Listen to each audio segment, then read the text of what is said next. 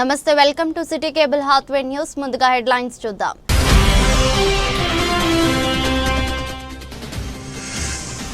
ఈ నెల 22, 23, 24, 25 బ్యాంకుల సమ్మె. వరుసగా 4 రోజులు నిలిచిపోతున్న బ్యాంకు సేవలు.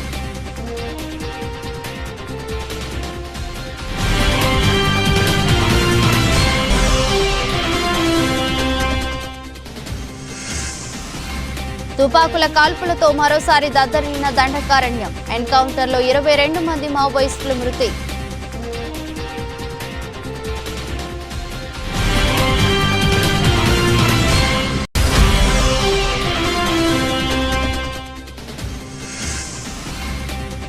మమ్మల్ని చంపిన ప్రభుత్వానికి మా భూములివ్వం, మాకు ఇండస్ట్రియల్ పార్క్ వద్దు.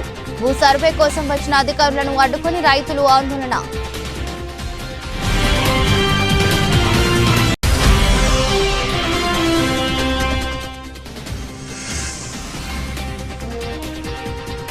నాడి రోడ్డుపై పట్టపగలే దారుణ హత్య. కత్తితో దాడి చేసిన దుండగులు.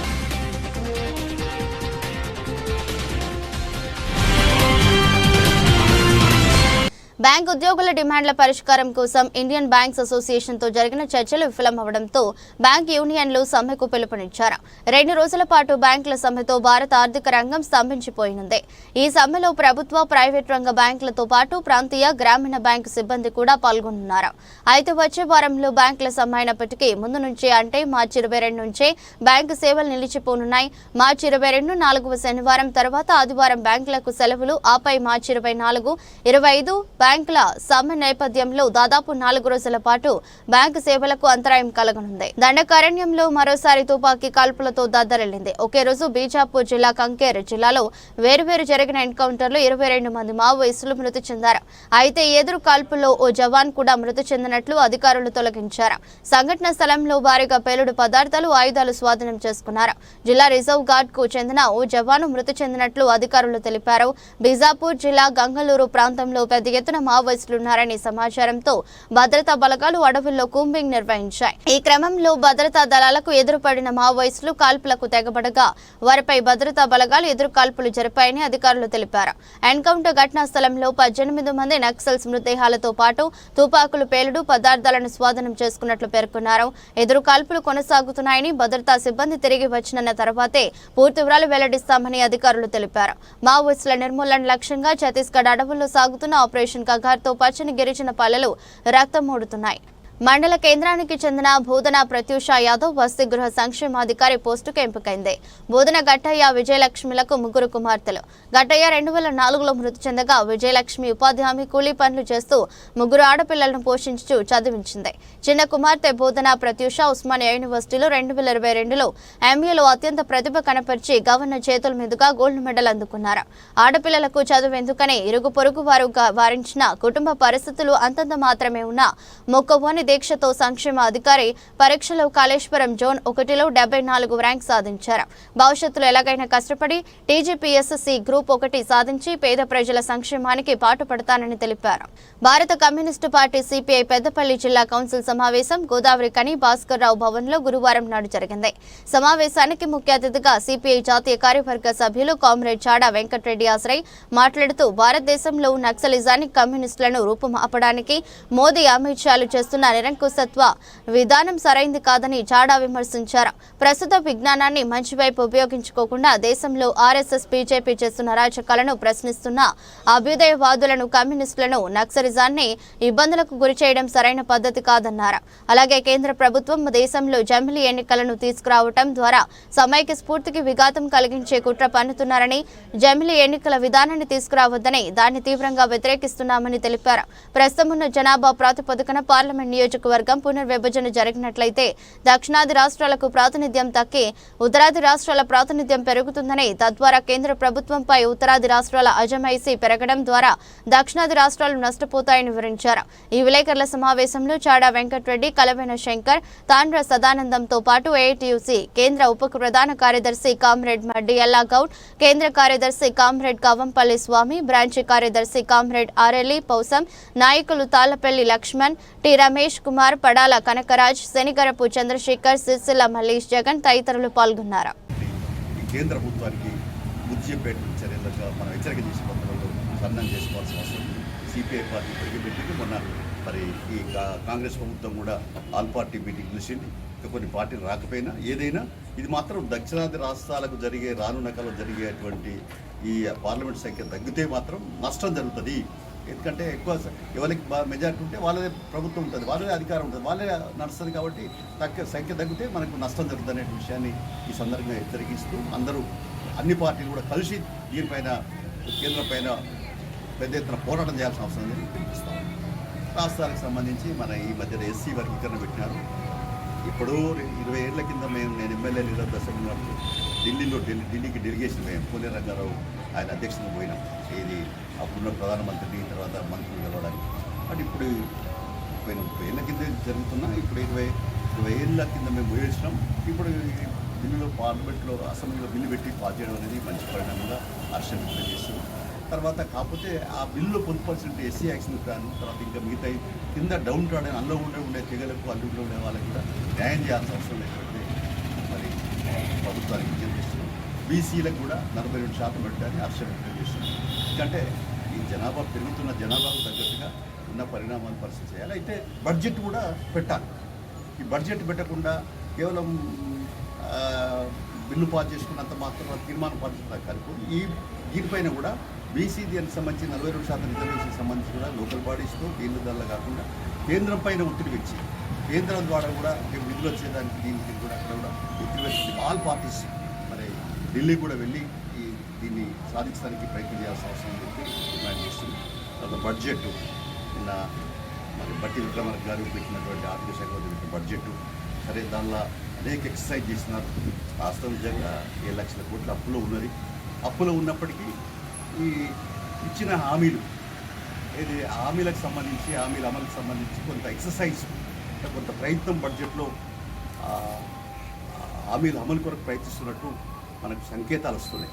కానీ వాళ్ళ బడ్జెట్ అంటే మాకు తెలుసు అంకెల గారిది కావాలి, అమలు కావాలి, అమలే బడ్జెట్ కావాలని కోరుకుంటాం. అంకెల బారెడ్డి బడ్జెట్ కాదు. బాగా ఈ శాఖ ఇంత కేటాయిస్తున్నాం, ఆ శాఖ ఇంత ఇది కాదు. ఇది చెప్పుకోవాల్సిన అవసరం ఉంది. దీనిపైన విపత్తులకు కూడా నిధులు కేటాయింపు చేయాలి. ఇప్పుడు సాగునీటికి సంబంధించి చూస్తే చాలా చోట్ల ఇప్పుడు కాళేశ్వరం పోయిన తర్వాత మొత్తం పంటలు వెళ్ళిపోతున్నాయి. నేను చికెన్మాన్ మండలంలో పోయి సిపిఐ కార్యకర్తలు పోయి చూసినారు. ఆడ చాలా చోట్ల కూడా చూస్తున్నారు. పంటలు వెళ్ళిపోయి పశువులతో మేపుకునే పరిస్థితి వచ్చింది. కాబట్టి అది పూర్తి చేసేటువంటి దశకు పోవాలి. ఇవన్నీ కూడా దానికి తయారు చేయాల్సిన అవసరం నిర్ణయం చేస్తుంది. త్రాగునీరు కూడా ఎండలు బాగా మండుతున్నాయి కాబట్టి జాగ్రత్త తీసుకోవడానికి ప్రయత్నం చేయాలి. హెల్త్ వైద్యపరంగా కూడా తెలంగాణ ప్రదేశ్ కాంగ్రెస్ కమిటీ అధ్యక్షులు మహేష్ కుమార్ గౌడ్ పెద్దపల్లి జిల్లా కాంగ్రెస్ పార్టీ సీనియర్ నాయకులు ఆసంపల్లి శ్రీనివాస్ మర్యాదపూర్వకంగా కలిశారు. ఈ సందర్భంగా ఆయన మాట్లాడుతూ మొన్న అసెంబ్లీలో ప్రవేశపెట్టి ఆమోదం తెలిపిన ఎస్సీ వర్గీకరణ బిల్లు, బీసీ రిజర్వేషన్ల పెంపు బిల్లులు దేశ చరిత్రలో కాంగ్రెస్ పార్టీ ప్రజల్లో నమ్మకాన్ని పెంపొందించిందని పేర్కొన్నారు. అలాగే దేశంలో ఎక్కడా లేని విధంగా కులగణనం చేపట్టి తెలంగాణలోని కాంగ్రెస్ ప్రభుత్వం దేశంలోనే ముందు వరుసలో ఉందన్నారు. ఈ సందర్భంగా ఆయన మహేష్ కుమార్ గౌడ్ కు మిఠాయిలు తినిపించి ఆనందం వ్యక్తం చేశారు. మమ్మల్ని చంపిన ప్రభుత్వానికి మా భూములు ఇవ్వం, మాకు ఇండస్ట్రియల్ పార్క్ వద్దు, భూ సర్వే కోసం వచ్చిన అధికారులను అడ్డుకుని రైతులు ఆందోళనకు దిగారు. పెద్దపల్లి జిల్లా రామగిరి మండలం రత్నాపూర్ గ్రామంలో ఇండస్ట్రియల్ పార్క్ భూ సర్వేను వ్యతిరేకిస్తూ రోడ్డుపై బైఠాయించి రైతులు ధర్నా చేశారు. వ్యవసాయం చేసుకుని బ్రతికే వాళ్ళం, మా పచ్చని పొలాలను ఇండస్ట్రియల్ పార్క్ కోసం తీసుకువద్దు అంటూ రైతులు ఆందోళన వ్యక్తం చేశారు. ఎంత చెప్పినా వినకపోవడంతో చేసేదేమీ లేక వెనుదిరిగిన అధికారులు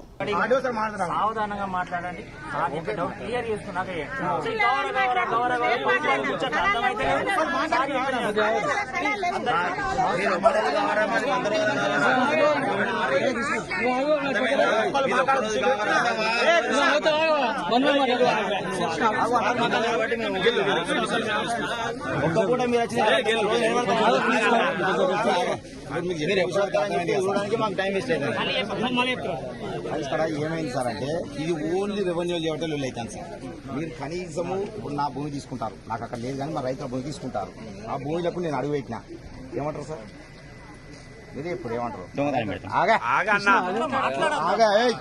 అట్లనే ఈ రెవెన్యూ అంటే రెవెన్యూ పోయిన ఎంఆర్ఎస్ ఏం చేసింది సార్, అసలు భూమి పోయి ఎవరికి తెలియదు.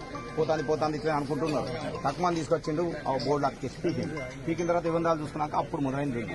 అసలు నా భూమికి నాకు తెలియకుండా ఎంఆర్ఓ సాబ్ అక్కడ ఎందుకు అతికించింది? ఫస్ట్ క్వశ్చన్ మీకు గోడ మీద అతికేసే అధికారం ఇచ్చారు. గ్రామ పంచాయతీకి వేసినాక వాళ్ళు భయపడి మాకు చూంచులేదు, అది చింపేసి తెల్లారి మళ్ళీ మేము అటు ఇటు సేకరించుకొని మొత్తం జిరాక్స్ తీసుకొని రైతులందరం చూసుకున్నాం. అక్కడ జరిగింది సార్ మిస్టేక్. ఆ నుంచి మొదలుకొని మళ్ళీ మీరు పబ్లిక్ నోటిఫికేషన్ ఇచ్చారు, అది ఏ రైతుకు తెలియకుండా ఇచ్చి పడేసారు. అది పబ్లిక్ నోటిఫికేషన్ మీ భూమి తీసుకుంటాను అని చెప్పేసి. మూడోది, మీరు ఇక్కడ రాకుండా అసలు ఒకసారి మీటింగ్ పెట్టి ఫస్ట్ వీళ్ళందరూ రైతులను కూర్చోబెట్టి మీ భూములు మీరు తీసుకుంటాము, మీకు ఈ రేట్ ఇస్తాము, నచ్చుతుందా నచ్చదా, మీకు ఇస్తారా ఇయ్యరా, అక్కడ లగచెర్ల అసలు ఫ్యాక్టరీ పడుతుంది, మీరు చచ్చిపోతారా బతుకుతారా, లేకపోతే ఏ కంపెనీ పడుతుంది ఏది కూడా తెలియదు మాకు. ఇప్పుడు ఏం మాకు అక్కడ ఏం కంపెనీ పడుతుంది అని పుకారంటే లగచెర్ల క్యాన్సల్ అయిన కంపెనీ పడుతుందని రైతు అంతా పుకారు. దీనికి మీరు అని చెప్పు పొలాలు కూడా నష్టమైతే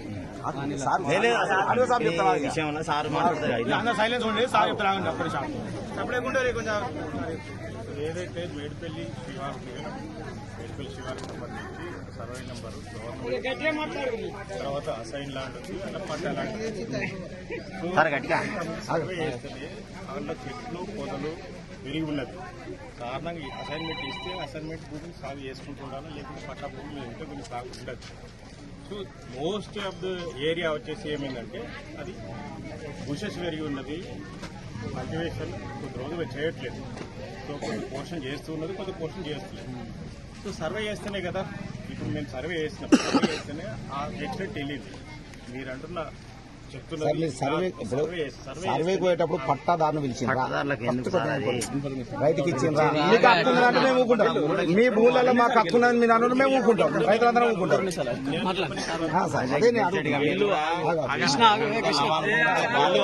నా పేరు ఎందుకు వేసినావు, నా పిల్ల మా భార్య పేరు నోటీస్ మీద నాకు ఇంత మనబాధ లేకపోతే వేసేది అసైన్మెంట్ లాంటి చేసుకో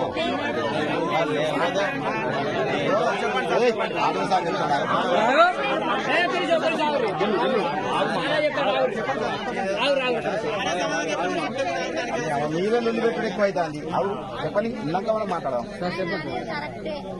ఏదైతే సర్వే చేసేసి ఆ భూములు తీసుకున్నాడంటే సర్వే రిపోర్ట్లు తీసుకున్నాడు, దాన్ని ఏమంటారంటే ప్రిలిమినరీ ఎంక్వైరీ రిపోర్ట్ అంట.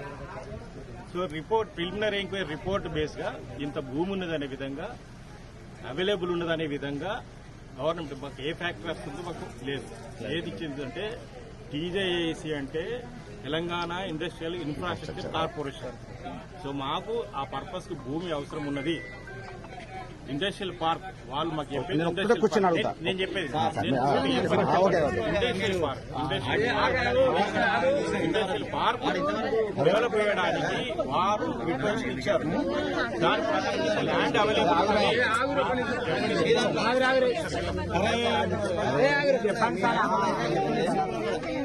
మీరు అన్నది వాళ్ళు మాకు రిక్వెస్ట్ ఇస్తే కలెక్టర్ గారు చూస్తే కలెక్టర్ గారు ఇటు ఫార్వర్డ్ చేస్తే ఇంత ఇక్కడ ల్యాండ్ అవైలబుల్ ఉన్నది అనే విధంగా సర్వే చేసి దాన్ని ప్రిలిమినరీ ఎంక్వైరీ రిపోర్ట్ అంటారు. ఆ విధంగా పంపించేసి ఇంత ల్యాండ్ అవైలబుల్ ఉన్నది, దాంట్లో పట్టా ల్యాండ్ ఉన్నది, గవర్నమెంట్ ల్యాండ్ ఉన్నది, అసైన్ ల్యాండ్ సార్ ఒకటే ఏమనుకోకూడదు, ఒక క్వశ్చన్ అడుగుతుంది సార్. తెలంగాణ అయిపోయింది అడుగుమన్నావు కదా, చెప్పండి. ఓకే, మొత్తం మీరు అడుగున్నప్పుడు అడుగుతా పోండి, చెప్పండి సార్.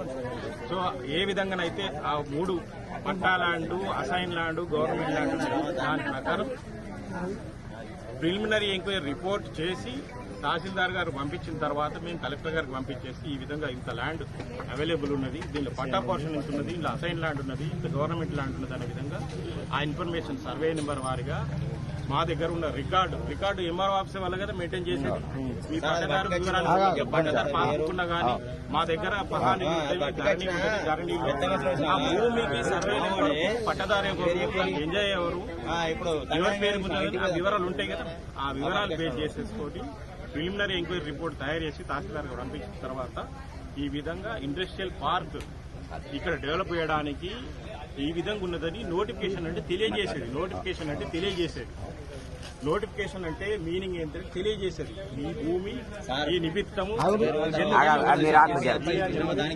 దీనికి పట్టదారు వీరున్నారు. ఇంజనీర్ గా మా రికార్డుల ప్రకారం నేను చెప్పిన దాని ప్రకారం పర్సన్ ఉన్నాడు అనే విధంగా 2 పేర్లు పట్టదారు కాలం చెప్తాము, ఎన్జేఆర్ చెప్తాము, అది చెప్పుకుంటూ ఈ సర్వే నెంబర్ ఇంత విస్తీర్ణ గల భూమి దీని నిమిత్తం సేకరణ నిమిత్తం చేస్తున్నామని నోటిఫికేషన్, ప్రకటన చేసేది నోటిఫికేషన్. దాని తెలుగులో ప్రకటన అంటారు, నోటిఫికేషన్ అంటారు. దాంట్లో ఏం చేస్తామంటే మీకు తెలియజేయాలని గ్రామ panchayat, tahsildar office, RDO office, collector office, తర్వాత 2 పేపర్లలో కూడా పంపించేస్తున్నాం. 2 పేపర్లలో మీరు వస్తారు. దాని ప్రకారం ఎంత భూమి మా పేరు వచ్చింది. ఎన్టీయూసీ నాయకుడు మతి తప్పి మాట్లాడుతున్నాడు. ఈ మేరకు గోదావరి కని చౌరస్తాలోని కేంద్ర కార్యాలయం ఏర్పాటు చేసిన విలేకరుల సమావేశంలో టీబీజీకేఎస్ అధ్యక్షులు మిర్యాల రాజరెడ్డి మాట్లాడుతూ బీఆర్ఎస్ ఎంఎండీఆర్ యాక్ట్ కి మద్దతు ఇవ్వలేదు. ఐఎన్టీయూసీ నాయకుడు జనక్ ప్రసాద్ మతి తప్పి మాట్లాడుతున్నాడు. జనక్ ప్రసాద్ నోరు అదుపులో పెట్టుకోవాలి. బొగ్గు బ్లాకుల వేలానికి వ్యతిరేకంగా సమ్మె చేసింది బీఆర్ఎస్ పార్టీనైనే. బ్లాకుకి అన్ని అనుమతులు తీసుకొచ్చింది బీఆర్ఎస్ పార్టీ. దేశంలో బొగ్గు గన్లు ప్రైవేటీకరణకి కారణం కాంగ్రెస్ పార్టీ. దానికి వంత పాడింది ఐఎన్టీయూసీ. కోల్ ఇండియాలో మరియు సింగరేణిలో కార్మికుల సంఖ్యను తగ్గించింది కాంగ్రెస్ పార్టీ. ఒకప్పుడు కార్మికుల సంఖ్య 7 లక్షలు ఉంటే నేడు 2.5 లక్షలకు రావడానికి కారణమే కాంగ్రెస్ పార్టీ. అబద్దాల పునాదులపై నిర్మాణమైంది కాంగ్రెస్ పార్టీ. ఐఎన్టీయూసీ నాయకుడి అబద్దాల ప్రచారం నమ్మకండి. కార్మికులకు ఇచ్చిన హామీలు మరిచి యాజమాన్యంతో కుమ్మక్కై ప్రైవేటీకరణకి బాటలు వేస్తున్న ఐఎన్టీయూసీ నిలదీయాలని పిలుపునిచ్చారు. కార్యక్రమంలో ప్రధాన కార్యదర్శి Surender Reddy, working president Madasu Rammurthy, senior vice president Nune Komaraiah, RG1 ఉపాధ్యక్షులు వడ్డపల్లి శంకర్, పింగళి సంపత్ రెడ్డి, చల్పూరి సతీష్, పోలాడు శ్రీనివాసరావు, ఎం రాజేశం, అన్వేష్ రెడ్డి, పొగాకు రమేష్, దూటా శేషగిరి, కొండ్ర అంజయ్య, వాసర్ల జోసెఫ్, జనగామ మల్లేష్, బొగ్గుల సాయి, తిరుపతి, అడ్డగట్టు గోపి, పల్లె సురేందర్, బొడ్డు రమేష్, మర్క వెంకటస్వామి, రవీందర్, నూతరాజ్ కుమార్, మిసరాజు భాస్కర్, సాయి చరణ్, ఆరిఫ్, కొప్పుల శ్రీనివాస్, టీబీజీకేఎస్ నాయకులు, కార్యకర్తలు అధిక సంఖ్యలో పాల్గొన్నారు. సింగరేణితో పాటుగా భారతదేశ బొగ్గు పరిశ్రమను నిర్వీర్యం చేసినటువంటిది కాంగ్రెస్. ఈరోజు కోల్ ఇండియాతో పాటుగా సింగరేణి కలుపుకున్నట్లయితే 7.5 లక్షల మంది ఉన్నటువంటి ఈ బొగ్గు పరిశ్రమలో ఈరోజు 2.5 లక్షల మందే ఉన్నారంటే కారకులు ఎవరు? ఐఎన్టీయూసీ నాయకుడు సమాధానం చెప్పాల్సిన అవసరం ఉన్నది. ఈరోజు ప్రైవేటీకరణ వేళ్ళూనుకున్నది అని అంటే కారకులు కాంగ్రెస్, ఐఎన్టీయూసీ కాదా అని అడుగుతున్నాం. ఆ రోజు ప్రైవేటీకరణ కోసం బార్ల తెలిసినటువంటి దానికి ఆహ్వానించినటువంటిది మీరు కాదా అని అడుగుతా ఉన్నాం. ఈరోజు క్యాప్టివ్ మైనింగ్కి తెరలేపింది కాంగ్రెస్ కాదా అనేది ఐఎన్టీయూసీ వాళ్ళు తెలుసుకొని మాట్లాడాలి అని చెప్తా ఉన్నాం. ఈరోజు ఎంఎండీఆర్ 2015 చట్టం చేసినప్పుడు పార్లమెంటులో టీఆర్ఎస్ పార్టీ ఉండి సంతకాలు పెట్టిందని అంటా ఉన్నావు. నీకు దమ్ము ధైర్యం ఉన్నట్లయితే సంతకాలను తీసుకొని వచ్చి చూపించగలవా అని అడుగుతా ఉన్నాం. లేదా మేము మద్దతు తెలిపినామని చెప్తా ఉన్నాం. రాజ్యసభలో ఇప్పుడు మీ కాంగ్రెస్లో ఉన్నటువంటి కేశవరావు గారే ఆ రోజు టీఆర్ఎస్ పార్టీలో ఉండి దాన్ని వ్యతిరేకిస్తూ దీన్ని సెలెక్ట్ కమిటీకి పంపాలి అని చెప్పినటువంటి దాన్ని నీకు వీడియో కావాలంటే చూపించడానికి సిద్ధంగా ఉన్నది అని చెప్తా ఉన్నాం. కాబట్టి ఐఎన్టీసీ అనేది అబద్ధాల పునాదుల మీద పెరిగినటువంటిది అనేది ఈరోజు కార్మిక వర్గానికి అంతా తెలుసు. ఈరోజు కేసీఆర్ గారు వారి చుట్టాలకు ఇచ్చిండు 2 ప్రైవేటు మైన్లను యాక్షన్లో పాల్గొనకుండా చేసి సింగరేణిని ఈరోజు సత్తుపల్లి బ్లాక్ 3 కానీ కోయగూడెం బ్లాక్ 3 అని. అంటే దమ్ముంటే ఐఎన్టీసీ నాయకుడా, ఎవరో కేసీఆర్కు చుట్టాలెవరో బంధువులు ఎవరో దాని సంబంధం ఏందో చెప్పాలి. లేదంటే నువ్వే దాని తెర వెనుక ఉన్నవా అని అడుగుతా ఉన్నాం. లేదా ఈరోజు తెలంగాణలో ఉన్నటువంటి ప్రభుత్వమే దీనికి సహకరించాలని, ఈరోజు సత్తుపల్లికి కోయగూడెంకు సహకరించాలనేటువంటి ఉద్దేశంతోటేనా మీరు ఈ యొక్క నాటకాలు డ్రామాలు ఆడుతూ ఈరోజు బట్టి విక్రమార్క గారికి సింగరేణి కూడా యాక్షన్లో పాల్గొనడానికి అనుమతి ఇవ్వండి అని అప్లికేషన్ ఇచ్చినటువంటిది? సంవత్సరం క్రితమే కదా మా అందరితో పాటు కలిసి వచ్చి పోరాటం చేసి సమ్మెలో పాల్గొని ప్రైవేటీకరణం వ్యతిరేకిస్తూ ఈ బొగ్గు బ్లాకులు మనకే ఇవ్వాలి, టెండర్ లేకుండానే రావాలి అని మాట్లాడినటువంటి నువ్వు ఈరోజు ఎందుకు మరి మాట మర్చి మాటను తిప్పి మాట్లాడుతున్నావు అనేటువంటి కార్మిక వర్గం అర్థం చేసుకుంటున్నారు. నీ నిజ స్వరూపం ఏంటిదని అడుగుతున్నారు. ఇప్పుడు ఈరోజు కాంగ్రెస్ కానీ ఐఎన్టీసీ అంటే స్కాములు, స్కీములు, దోపిడీ, పైరవీలు, లంచాలు అనేటువంటిది దేశమంతా తెలుసు. సింగరేణి కార్మిక వర్గానికి మరీ ముఖ్యంగా తెలిసినటువంటి విషయమే. ఇలాంటి దాన్ని మీరు ఏదో కేటీఆర్ గారికి తెలిసి మాట్లాడుతున్నారా, రిటర్న్ గిఫ్ట్ అని అంటారు. మరి రిటర్న్ గిఫ్ట్ కాకపోతే ఏంటిది? ఈరోజు ప్రైవేటీకరణ కోసం ఈరోజు కోల్ టెండర్లను యాక్షన్లో పాల్గొనమని అడుగు. మాంసం వ్యాపారులు తమ అమ్మకం దుకాణాల వద్ద మేకలు గొర్రెలు వధిస్తే జరిమానా విధించడంతో పాటు చట్ట ప్రకారం చర్య తీసుకోవడం జరుగుతుందని రామగుండం నగరపాలక సంస్థ అధికారులు హెచ్చరించారు. పెద్దపల్లి జిల్లా అదనపు కలెక్టర్ రామగుండం నగరపాలక సంస్థ కమిషనర్ జె అరుణశ్రీ ఆదేశాల మేరకు గురువారం రామగుండం నగరపాలక సంస్థ డిప్యూటీ కమిషనర్ వెంకటస్వామి నేతృత్వంలో పారిశుద్ధ్య విభాగం అధికారులు తనిఖీలు చేశారు. నిబంధనలకు విరుద్ధంగా అమ్మకం దుకాణాల వద్ద మేకలు వధిస్తున్న 3 వ్యాపారులకు ఒకరికి 1000 రూపాయల చొప్పున జరిమానా విధించారు. కుళ్ళిన మాంసం వ్యర్థాలు విచ్చలవిడిగా ముందుతున్న రోడ్లపై సమీపంలోని కాలువలలో పడివేయడం వలన పరిసరాల్లో దుర్గంధం వ్యాపిస్తుందని ఫిర్యాదులు వస్తున్నందున మాంసం దుకాణాలను కళ్యాణ్ నగర్ ప్రాంతం నుండి తరలించాలని సూచించారు. నిషేధిత ప్లాస్టిక్ సంచులను ఉపయోగించకూడదని ఆదేశించారు. Sanitary inspector Nagabhushanam, environmental engineer Madhukar, supervisor Dayananda తదితరులు ఈ తనిఖీ బృందంలో ఉన్నారు. ఆస్తి పన్ను చెల్లించని వ్యాపార సంస్థలను రామగుండం నగరపాలక సంస్థ అధికారులు గురువారం సీజ్ చేశారు. లక్ష్మీనగర్ ప్రాంతంలో ఏళ్ల తరబడి ఆస్తి పన్ను బకాయిలు చెల్లించకుండా పలు దఫాలు నోటీసులు జారీ చేసినా స్పందించని 4 వ్యాపార సంస్థలను పెద్దపల్లి జిల్లా అదనపు కలెక్టర్ రామగుండం నగరపాలక సంస్థ కమిషనర్ జె అరుణశ్రీ ఆదేశాల మేరకు రెవెన్యూ విభాగం అధికారులు సీజ్ చేశారు. Deputy commissioner Venkataswamy, RO Anjaneyulu, RI Shankar Rao, Kaza ward అధికారులు సంకీర్తన, శ్రీనివాస్ సాయి తదితరులు పాల్గొన్నారు. కాళేశ్వరంలో మే 17 నుండి 20వ తారీఖు వరకు జరగనున్న సరస్వతి పుష్కరాల ఏర్పాట్లను దేవాదాయ శాఖ principal secretary Shailaja Ramaiyer, commissioner Sridhar, జిల్లా కలెక్టర్ రాహుల్ శర్మ, ఎస్పీ కిరణ్ ఖరే తదితర అధికారులు గురువారం ఈవో కార్యాలయంలో సమీక్షించారు. పుష్కరాల సందర్భంగా భక్తుల సౌకర్యాలను మెరుగుపరిచేందుకు చేపట్టిన వివిధ అభివృద్ధి పనుల ప్రగతిని పరిశీలించారు. సరస్వతి విగ్రహం ఏర్పాటుకు స్థలం నిర్ణయించడం, వీఐపీ ఘాట్ నుండి గోదావరి ఘాట్ వరకు రహదారి నిర్మాణం, పురుషులు మహిళల కోసం శాశ్వత మరుగుదొడ్ల నిర్మాణం వంటి అంశాలపై సమీక్ష నిర్వహించారు. గోదావరి హారతికి ప్రత్యేక ఏర్పాట్లు చేయాలని అధికారులకు ఆదేశాలు జారీ చేశారు. అలాగే వీఐపీ ఘాట్ నుండి గోదావరి ఘాట్ వరకు చేపట్టున్న రహదారి నిర్మాణ పనుల్లో వేగం పెంచాలని సంబంధిత శాఖల అధికారులను ఆదేశించారు. సరస్వతి పుష్కరాల సందర్భంగా భక్తులకు ఎలాంటి ఇబ్బందులు కలగకుండా సమగ్ర ప్రణాళికతో అన్ని శాఖల అధికారులు సమన్వయంతో ఏర్పాట్లు పూర్తి చేయాలని అధికారులను ఆదేశించారు. పూర్తి చేయాల్సిన శాశ్వత, తాత్కాలిక పనులను ముందుగానే షెడ్యూల్ తయారు చేసుకోవాలని, సిబ్బందిని పెద్ద సంఖ్యలో ఏర్పాటు చేసి పనుల్లో వేగం పెంచాలని సూచించారు.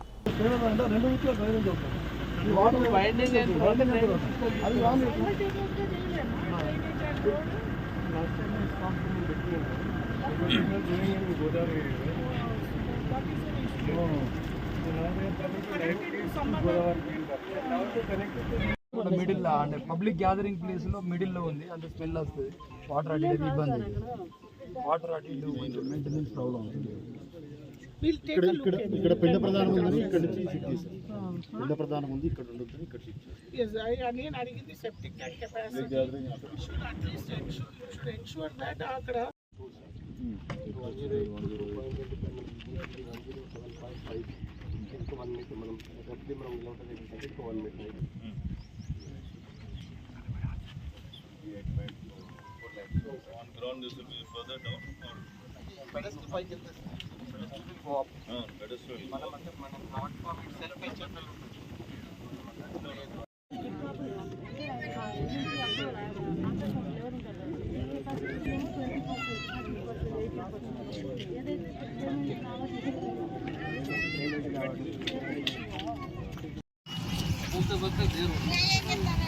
this also needs to be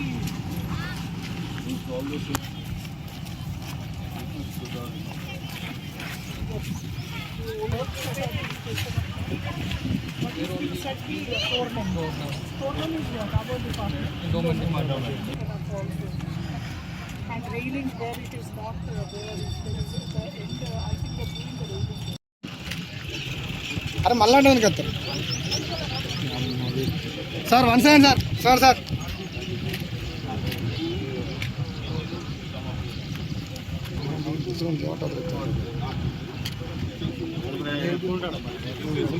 The pipe is what Murthy has designed. You can make it 7, 5 or 7, whichever. And later you can use this for people umbrellas. Temporary umbrella. Make it a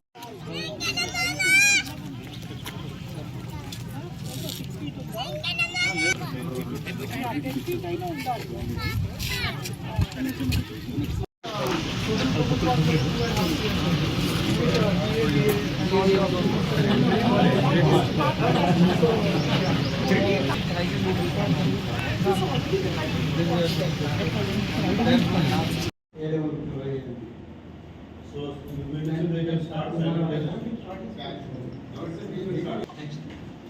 the arch gate also just now they say that design has to be changed. We will have a design and we will be making it in one at bigger, one at main part. Godavari is water level and mostly Godavari is rain fed.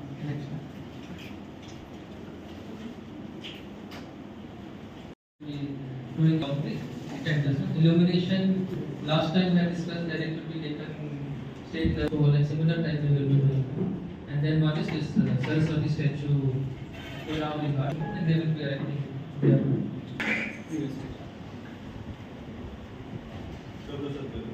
Tell us how much time will you give? Now this has to be foundation level to the top. కాళేశ్వరంలో మే 15వ తారీఖు నుంచి 25వ తారీఖు 26వ తారీఖు వరకు సరస్వతి పుష్కరాలు జరుపుకుంటున్నాము. ముఖ్యంగా ఇక్కడ ప్రాణహిత, గోదావరి, తర్వాత అంతర్వాహిని, సరస్వతి మూడు కూడా త్రివేణి సంఘం అనేది మనకి ఇక్కడ కాళేశ్వరం దేవస్థానం దగ్గర ఉంది. కాబట్టి ఈ పుష్కరాలకి అన్ని సివిల్ వర్క్స్, తర్వాత ఇతర అమ్యూనిటీస్, వసతులు మనకి భక్తులందరికీ కల్పించాలి అని ఒక ఆలోచనతో ప్రభుత్వము 25 కోట్లు ఆల్రెడీ రిలీజ్ చేయడం జరిగింది.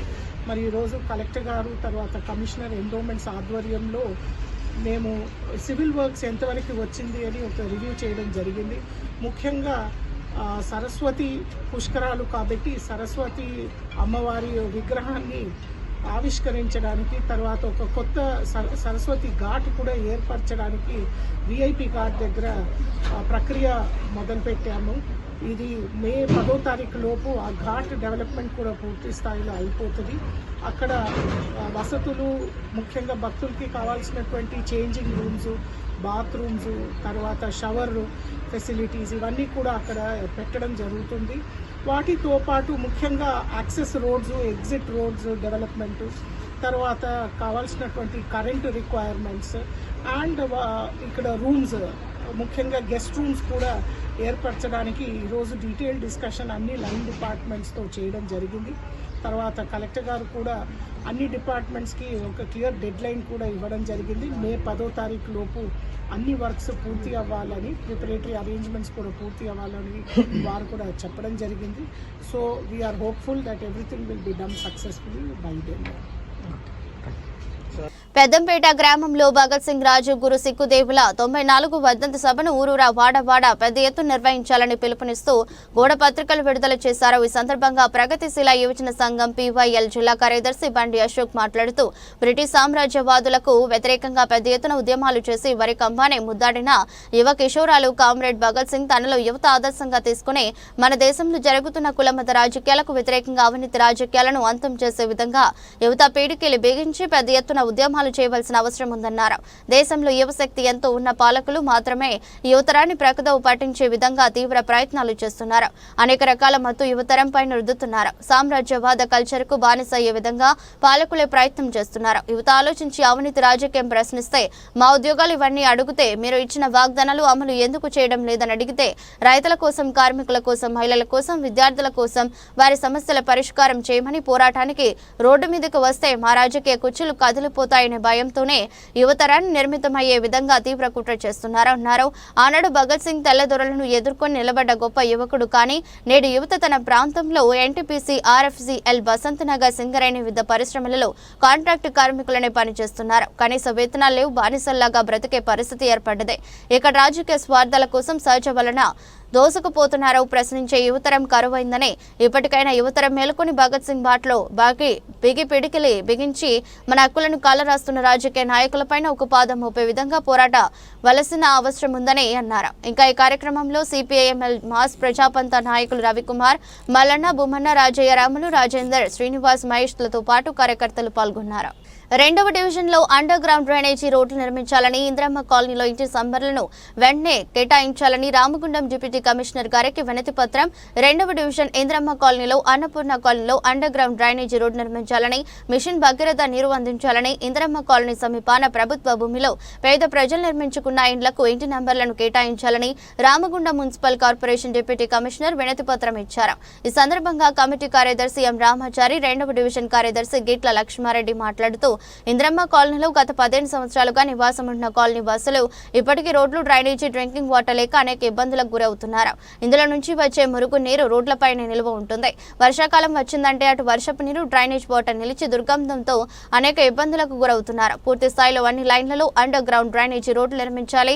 డ్రైనేజీ వేసిన లైన్లు రోడ్డు నిర్మించాలని, మిషన్ భగీరథ పైప్ లైన్ వేసిన ప్రాంతాల్లో త్రాగునీరు సరఫరా చేయాలని కోరారు. కార్యక్రమంలో ఎం Ramachari, N Bhikshapathi, Gitla Lakshma Reddy, T Ravinder, Gunti Nagabhushanam, M Sambaiah, Akapaka Shankar, K Narasimha, Chari, G Satish, Rajaiah, Srinivas, CH Rambabu, K Purushottam పాల్గొన్నారు. ఈరోజు CPM party NTPC Ramagundam area committee ఆధ్వర్యంలో ఎన్టీపీసీ రెండవ డివిజన్లో ఇంద్రమ్మ కాలనీ, అన్నపూర్ణ కాలనీ ఏరియాలో రోడ్లు, డ్రైనేజీ, మంచి సమస్య లేక ప్రజలు ఇబ్బందులు పడుతున్నారు. దాదాపు 15 సంవత్సరాలుగా ఇంద్రమ్మ కాలనీలో అనేక కష్టాలు పడి ఇల్లు నిర్మించుకొని ఉన్న స్థానంలో 15 ఏళ్ళు కావస్తున్నా కానీ ఇప్పటికీ పూర్తి స్థాయిలో అండర్ గ్రౌండ్ డ్రైనేజ్ కానీ, రోడ్లు కానీ నిర్మాణం పూర్తి కావలేదు. వర్షాకాలం వస్తే ఇళ్ళ నుండి వచ్చే నీరు కానీ, వర్షం నీరు కానీ జామ్ అయి మొత్తం ఇప్పుడు గుంటలాగా చెరువులాగా కనిపించే పరిస్థితి ఉంది. ఈ సమస్య పరిస్థితి చెప్పి ఈరోజు మున్సిపల్ రామగుండం డిప్యూటీ కమిషనర్ గారికి లెటర్ ఇవ్వడం జరిగింది. అలాగే గత 2 సంవత్సరాలుగా ఇంద్రమ్మ కాలనీ సమీపంలో ప్రభుత్వ భూమిలో గుడిసెలు వేసుకొని 1 సంవత్సరం క్రితం ఇల్లు నిర్మించుకొని కూడా అనేక సార్లు సంబంధిత అధికారులకు, ప్రజాప్రతినిధులకు లెటర్లు ఇవ్వడం జరిగింది. కొత్త ప్రభుత్వం, కాంగ్రెస్ ప్రభుత్వం వస్తే అందరికీ ఇల్లు వస్తుందని చెప్పి ఎంతో ఆశతో ఉండేది. కానీ ప్రభుత్వం వచ్చి సంవత్సరాలు కావస్తుంది. ఇప్పటికీ డబుల్ బెడ్రూమ్ ఇల్లు పంచినప్పుడు కూడా వీళ్ళల్లో దరఖాస్తుదారులు అరువులు ఉంటే వందలలో నిర్మించిన పరిస్థితి ఉన్నది. కాబట్టి ఇప్పటికైనా ప్రభుత్వ భూములు నిర్మించుకున్న ఇళ్లకు ఇంటి డబ్బాలు ఇచ్చి అక్కడ వారి నివాసం ఉండడానికి మౌలిక సదుపాయాలు, వాటర్ కానీ, విద్యుత్ కానీ, రోడ్లు కానీ నిర్మించి ఇవ్వాలని చెప్పి సిపిఎం పార్టీగా డిమాండ్ చేస్తున్నాం. అలాగే ఇల్లు నిర్మించుకోవడానికి కూడా 5 లక్షల రూపాయలు ప్రభుత్వం ద్వారా అందిస్తామని చెప్పి విజ్ఞప్తి చేస్తున్నాం.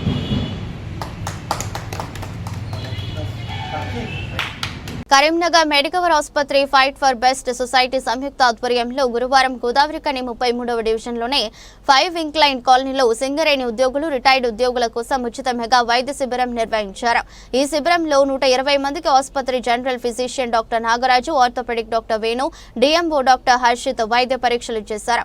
అవసరమైన వారికి షుగర్, బీపీ, 2D ఎకో పరీక్షలు చేపట్టి రోగ నిర్ధారణ చేశారు. ఈ సందర్భంగా మెడికవర్ ఆసుపత్రి సెంటర్ హెడ్ గుర్రం కిరణ్ మాట్లాడుతూ సింగరేణి ఉద్యోగులు, రిటైర్డ్ ఉద్యోగులు, వారి కుటుంబ సభ్యులకు సూపర్ స్పెషాలిటీ వైద్య సేవలు అందించాలనే ఉద్దేశంతోనే ఈ ఉచిత మెగా వైద్య శిబిరం నిర్వహించినట్లు తెలిపారు.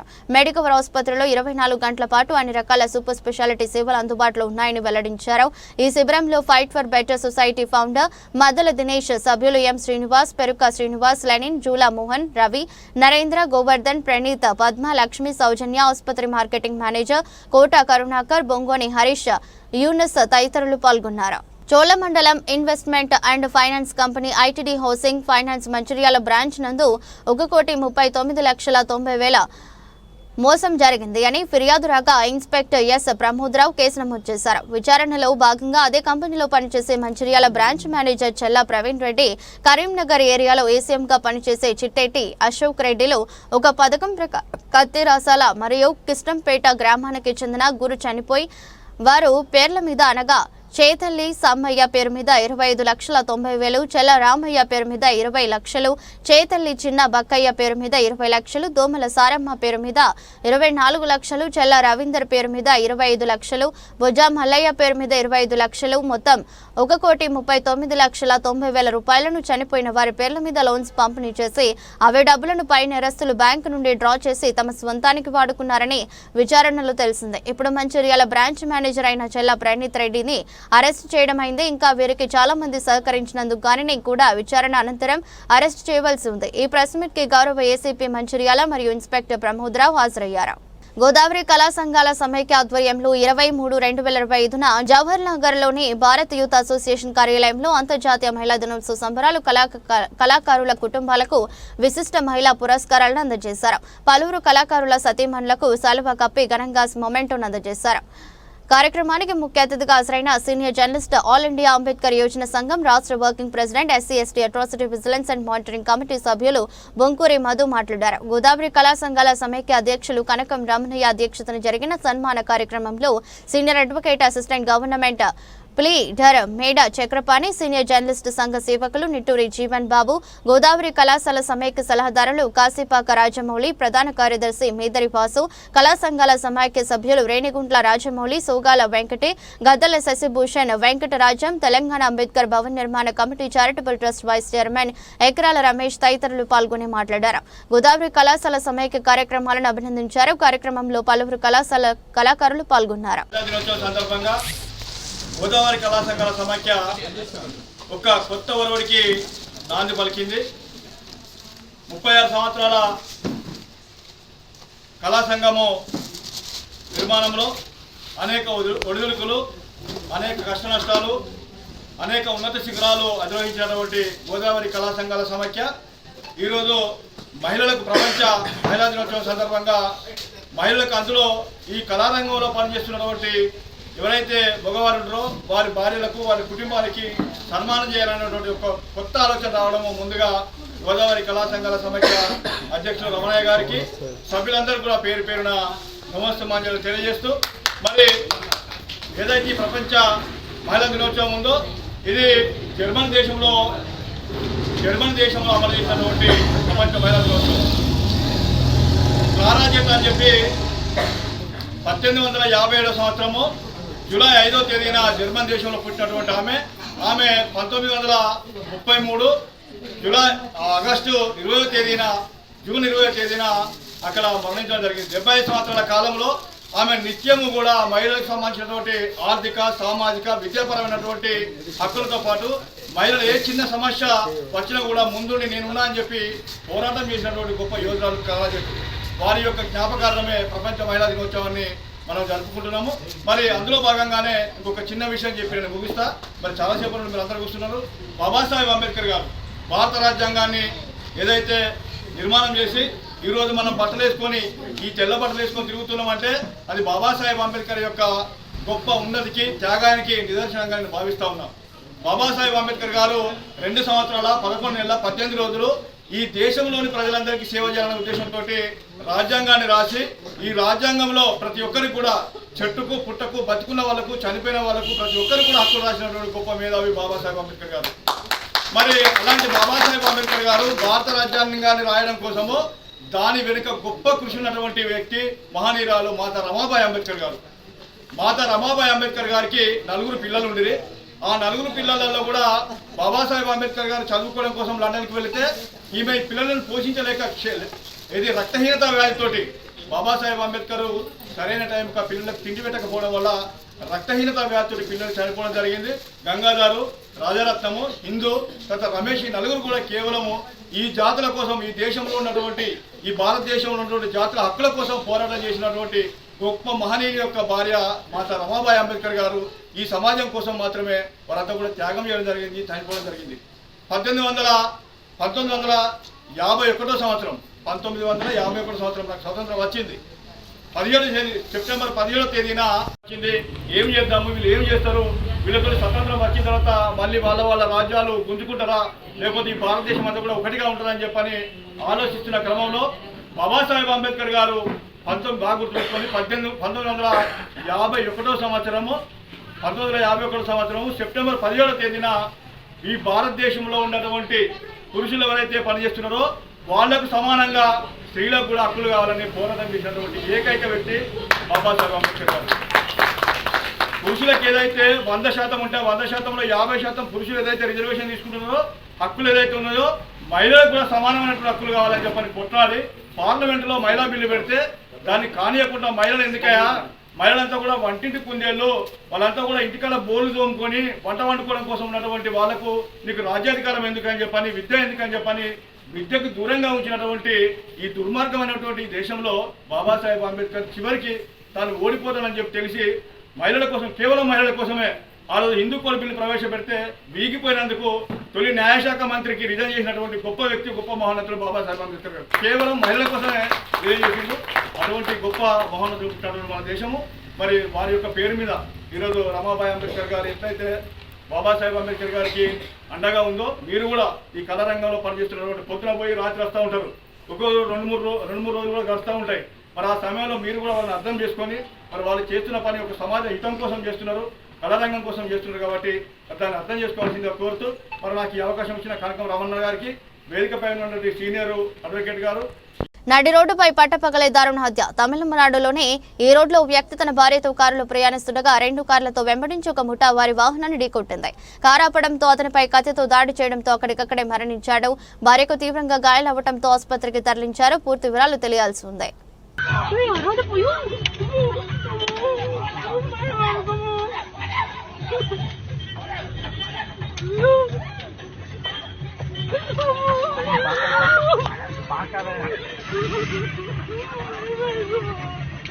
వార్తలు ముగించే ముందు మరోసారి హెడ్లైన్స్.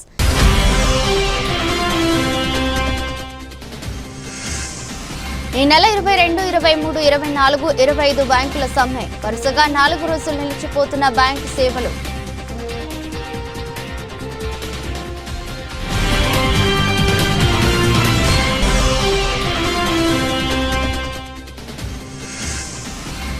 తుపాకుల కాల్పులతో మరోసారి దద్దరిల్లిన దండకారణ్యం. ఎన్కౌంటర్లో 22 మంది మావోయిస్టులు మృతి.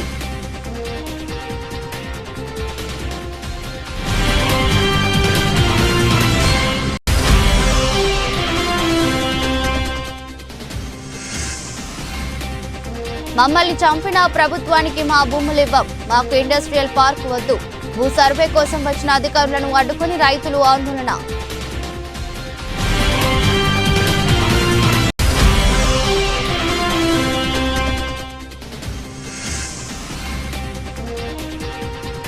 నాడి రోడ్డుపై పట్టపగలే దారుణ హత్య. కత్తితో దాడి చేసిన దుండగులు.